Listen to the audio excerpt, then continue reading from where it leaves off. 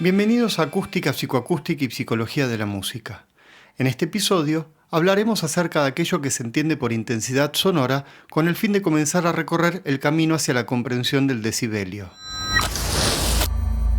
Para entender a qué nos referimos con intensidad sonora, es necesario abordar, al menos de manera fugaz, algunos temas previos. Comenzaremos con la potencia, que es un término bastante cercano a nosotros debido a que los equipos de música, por ejemplo, pueden indicar el volumen que les es posible alcanzar a partir de expresar su potencia en watts. La potencia puede ser definida como la cantidad de trabajo realizada por unidad de tiempo, y como el trabajo es igual a la energía cinética, aunque de una manera tosca pero beneficiosa a nuestros fines, se puede decir que la potencia también relaciona a la energía con el tiempo. En el mundo de la electrónica, por ejemplo, decimos que la potencia es la cantidad de energía eléctrica que es capaz de entregar cierto equipo en un segundo. En términos acústicos, comprender qué es la potencia es importante debido a que cierta cantidad de energía puede ser imperceptible si se manifiesta en 1000 años y mortal si lo hace en un segundo. La potencia viene entonces a relacionar esos dos fenómenos. Calcular la energía por unidad de tiempo, es decir, la potencia, sin embargo, no es suficiente para describir aquello que conocemos como volumen de un sonido. Lo que nos está faltando a tal fin es, por decirlo de algún modo, incorporar la superficie de recolección de energía. Comencemos explicando esto de una manera más coloquial. Supongamos que la energía de un sonido, que como sabemos se propaga de manera esférica a partir de una fuente, es la goma de un globo de cumpleaños. Al inflar el globo, vemos que su goma se va haciendo cada vez más clarita. Esto no significa que el globo esté perdiendo materia, sino que al inflarlo, la goma se reparte en una superficie mayor.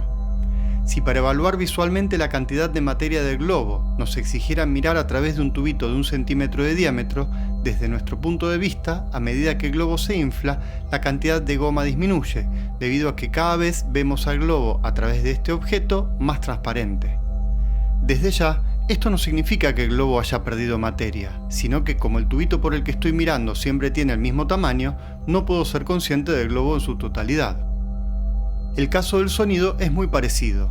Cuando recolectamos el sonido emitido por una fuente, lo hacemos mediante una superficie constante, como puede ser la membrana de un micrófono o un tímpano. Por ese motivo, si estamos más cerca del emisor, recolectaremos más energía que si estamos más lejos, debido a que, en el segundo caso, la energía recibida por nuestro tímpano se encuentra distribuida en una superficie mayor.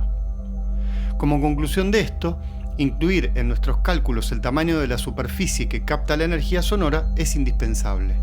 Como la potencia solamente expresa la cantidad de energía que se propaga en un segundo, es necesario crear otro término. A este se lo denomina intensidad sonora. Así, la intensidad sonora puede definirse como la potencia de un sonido por unidad de superficie, o dicho de otro modo, la energía sonora que atraviesa una ventana de 1 metro cuadrado en un segundo. Dado que la unidad de potencia es el watt, la unidad de intensidad sonora será watt sobre metro cuadrado, es decir, el cociente entre potencia y unidad de superficie. Es importante recordar que la W de watt se escribe siempre con mayúscula, debido a que alude al apellido de una persona, pero que al escribir la palabra watt completa en un texto en alusión a la potencia, debemos hacerlo todo en minúscula para que no se confunda con el apellido del personaje en cuestión. Así, la N de Newton, la W de watt e incluso la H inicial de Hertz van siempre en mayúscula, a diferencia de la L de litro o la M de metro que van en minúscula. Resulta que aunque para un físico lo anterior es suficiente para medir el fenómeno relacionado con el volumen, los valores expresados por la intensidad sonora no son favorables en nuestra práctica cotidiana. Existen básicamente dos inconvenientes que hacen que evaluar el volumen a partir de la intensidad sonora sea muy engorroso. El primer problema se encuentra en la cantidad de valores numéricos que existen entre la energía necesaria para comenzar a escuchar un sonido, es decir, el umbral de audición, y aquella a partir de la cual comienzan a dolernos los oídos, denominada límite del dolor. Para un tono puro de 1000 Hz, el umbral de audición es de 10 a la menos 12 watts sobre metro cuadrado y el límite del dolor de 1 watt sobre metro cuadrado.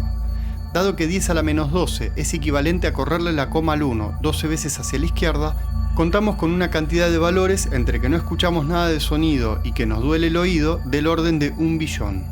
Imaginemos que tenemos un equipo de música en el cual, a medida que subimos el volumen, vemos pasar toda esa cantidad de números.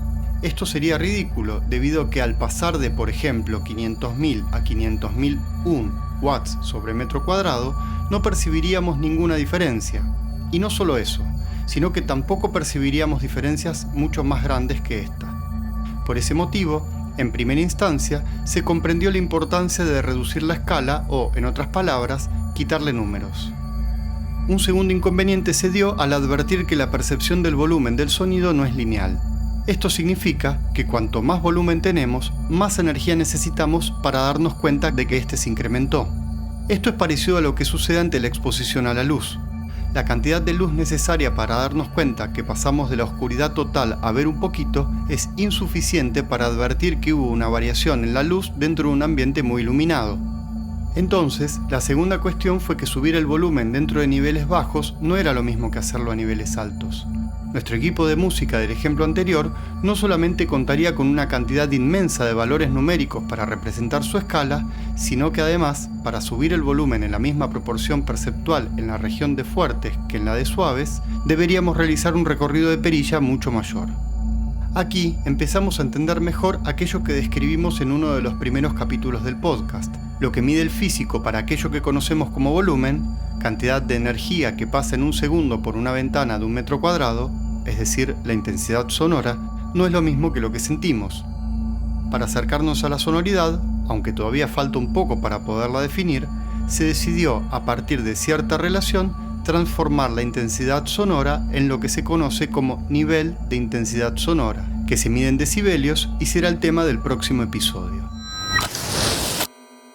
A modo de resumen, sabemos ahora que lo que conocemos como volumen de un sonido es medido por los físicos calculando la energía sonora que pasa en un segundo por una ventana de un metro cuadrado y que a esto lo denominan intensidad sonora. También sabemos que, como la gran cantidad de valores existentes entre el umbral de audición y el límite del dolor supera de manera descomunal nuestras capacidades de detección y que la percepción es exponencial y no lineal, la intensidad sonora se vuelve poco práctica para la vida cotidiana. Esto es lo que producirá la búsqueda de una nueva unidad a la que se denomina decibelio o decibel, que explicaremos en el próximo encuentro. Hasta aquí lo prometido para este episodio. Muchas gracias por haber compartido conmigo esta emisión y será hasta nuestro próximo encuentro.